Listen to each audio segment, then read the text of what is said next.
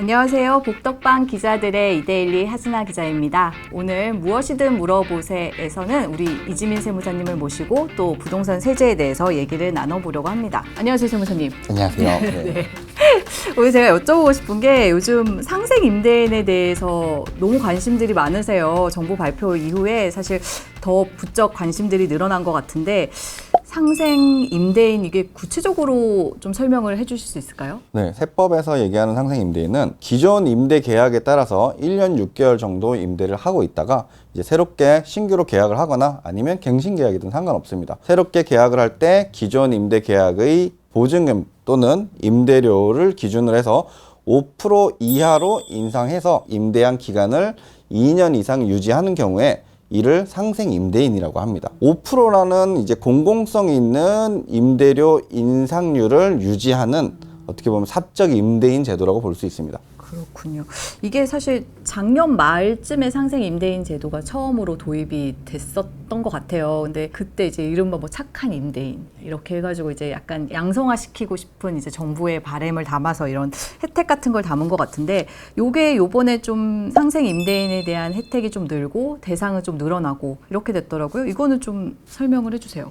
네, 맞습니다. 이제 혜택도 늘고 대상도 늘어났는데 현재 조정 대상 지역에 있는 1세대 1주택의 경우에는 양도소득세 비과세를 받기 위해서는 2년 동안 거주를 해야 됩니다. 실제 거주를 해야 비과세 혜택을 받을 수 있는데 이런 상생 임대인의 경우 아까 말씀드린 새롭게 상생 임대를 하고 나서 2년 동안 임대를 하면 50% 정도 되는 1년 동안은 거주 기간으로 인정을 해준다는 규정이었습니다. 네네. 그런데 이제 대책 발표로 인해서 2년 중에 1년이 아닌 2년 전부를 인정할 수 있게 되었고 또 이런 비과세뿐만 아니고 그것을 계산할 때 장기보유 특별공제에 있어서도 2년 이상 거주를 한 경우 최대 80%까지 장기보유 특별공제를 받을 수 있는 별도의 표가 있는데 그것 또한 2년 이상 거주한 것으로 보고 그 표를 적용할 수 있도록 혜택을 확대했습니다. 그리고 대상도 과거 규정에서는 새롭게 임대 계약을 체결하는 그 시점에 1세대 1주택자이어야만 했어요.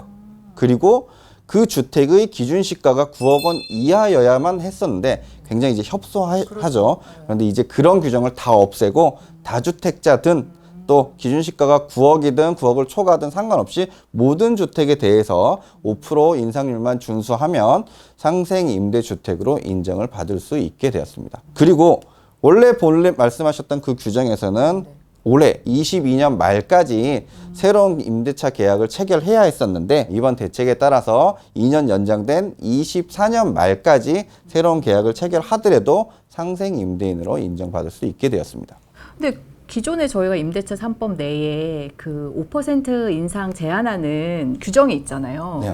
그러면은 이거랑 그다음 또 상생 임대인이랑 이게 좀 헷갈리긴 하는데 그래서 그런지 이제 이게 그럼 나도 상생 임대인이 해당이 되느냐 이런 질문들이 많으시더라고요. 그래서 이게 직전 계약 5% 인상 이게 구체적으로 뭘 얘기를 하는 건가요? 결국은 5%를 인상하려면 어떤 기준점이 있어야 되는데 그 기준점이 말씀하신 직전 계약입니다. 근데 이 직전 계약이 단순히 현재 내가 임대하고 있다고 직전 계약이 아니라 소유주인 본인이 직접 계약한 것만 직전 계약이 됩니다. 예를 들어서 전세를 끼고 우리가 취득하는 경우가 많지 않습니까?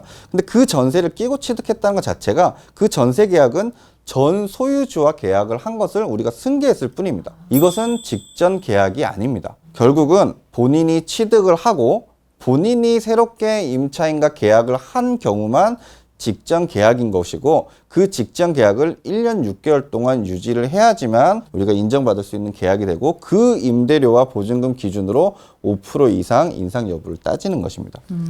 그러면 흔히 저희가 얘기하는 전세, 반전세, 월세 이런 것들 다 해당되는 거죠? 네, 다 가능합니다. 전세, 반전세, 월세 다 가능하고 혹시 직전에 전세로 계약을 하다가 현재 새롭게 계약을 할 때 월세로 전환하는 경우도 있고 월세를 하다가 전세로 전환하는 경우에도 가능합니다. 또 이렇게 전환하는 경우에는 법에서 정한 비율로 환산해서 5%를 따지는데 이게 시시각각 바뀌어요. 네, 비율이. 그래서 저희 같은 경우에도 실무적으로 할 때는 렌트홈 사이트에 보시면 임대료 인상률 계산이라는 기능이 있습니다. 그 기능을 이용하시면 쉽게 계산하실 수 있습니다. 그럼 만약에 기존 세입자가 나가고 이제 새로운 세입자를 구하려고 하는데 이게 만약에 기간이 좀 오래 걸렸다.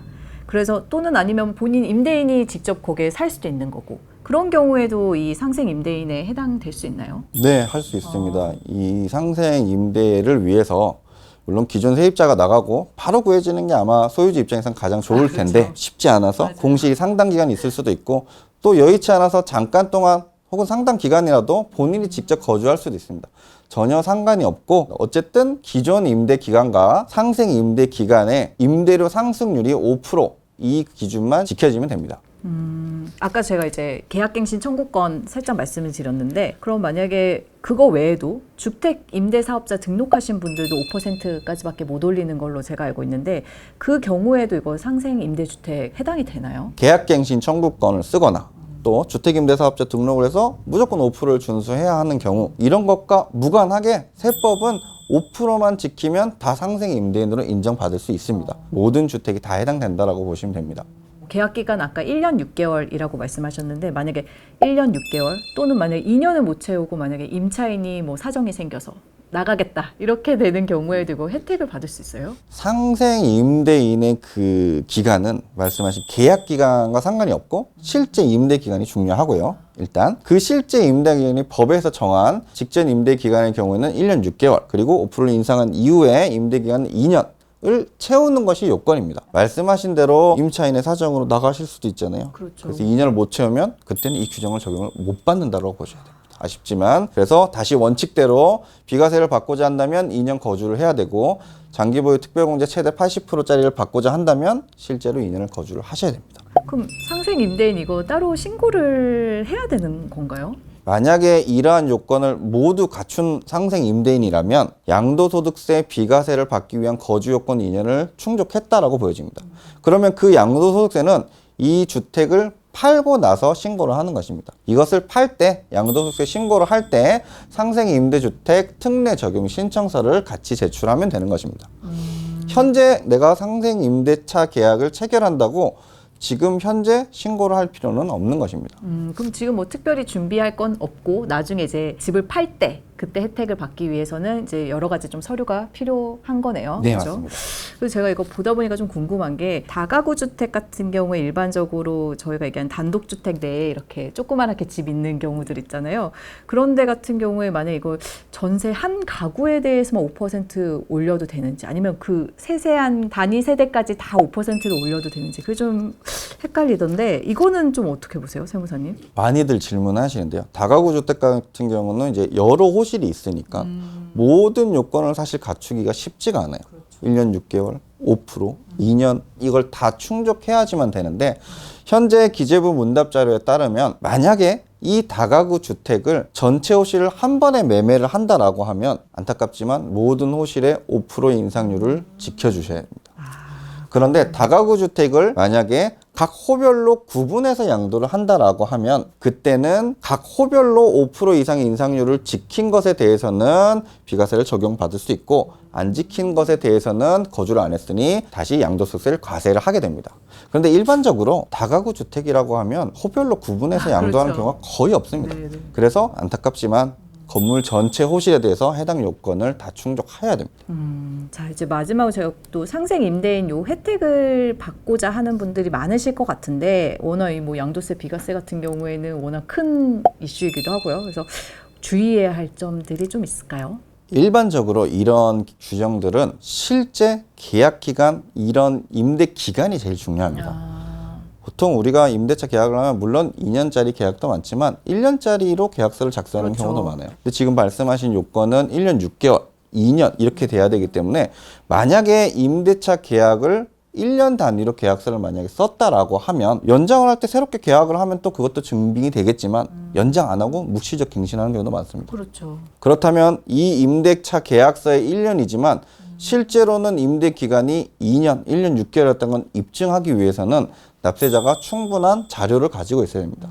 예를 들어서 실제로 임대한 기간 동안을 미리 연쇄사업자 현황신고를 통해서 신고를 한다거나 또 월세 같은 경우는 매월 월세를 받는 통장들이 있을 테니까 그런 통장 사본을 수취해서 임대 기간이 1년 6개월 또는 2년 이상이 된다라든지 그리고 본인 소유 주택의 경우는 전입세대 열람원을 발급받아서 실제 전입하고 있는 세대 온도를 다 확인할 수 있습니다.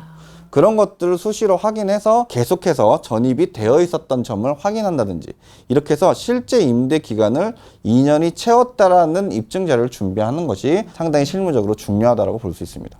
오늘 저희가 상생 임대인에 대해서 좀 얘기를 나눠봤습니다. 유지민 세무사님 너무 감사합니다. 고생 많으셨습니다. 수고하셨습니다.